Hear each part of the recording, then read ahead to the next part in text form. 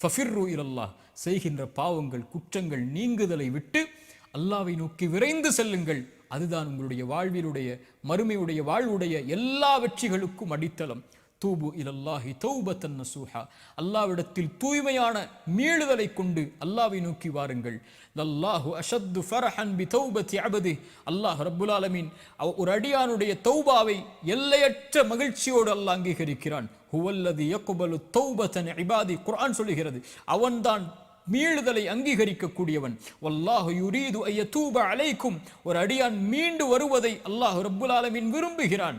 இல்லா மன் தாப வ ஆமன வ அமில அமலன் சாலிஹன், யார் தௌபா செய்து ஈமான் கொண்டு நல்ல செயல்களை செய்கிறார்களோ ஃபஉலாயிக யுபத்திலுல்லாஹு ஸய்யிஆத்திஹிம் ஹஸனாத், அவர்கள் செய்த பாவங்கள் அனைத்தையும் அல்லாஹ் நன்மைகளாக மாற்றி விடுகிறான். குர்ஆனுடைய மகத்துவமிக்க ஆயா, குல் யா இபாதியல்லதீன அஸ்ரஃபு அலா அன்ஃபுஸிஹிம், வரம்பு மீறி பாவம் செய்த என் பாவிகளை என்று அல்லாஹ் அழைக்கவில்லை. என் அடியார்களே, நீங்கள் எவ்வளவு பாவம் செய்திருந்தாலும் என்னிடத்திலே வர வேண்டும் என்றால் நீங்கள் என் அடிமைகள், அடியார்கள், வாருங்கள்.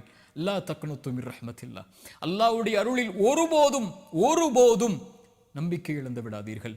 இன்னல்லாஹ யக்ஃபிரு ذுனூப ஜமீஆ, அல்லாஹ் எல்லா பாவங்களையும் அல்லாஹ் ரப்புல் ஆலமீன் மன்னித்து விடுகிறான். வந்து விடுங்கள் அவனை நோக்கி. அல்லாஹ் எல்லையற்ற மகிழ்ச்சியில் ஒரு அடியானுடைய பாவ மன்னிப்பை அல்லாஹ் அங்கீகரிக்கிறான்.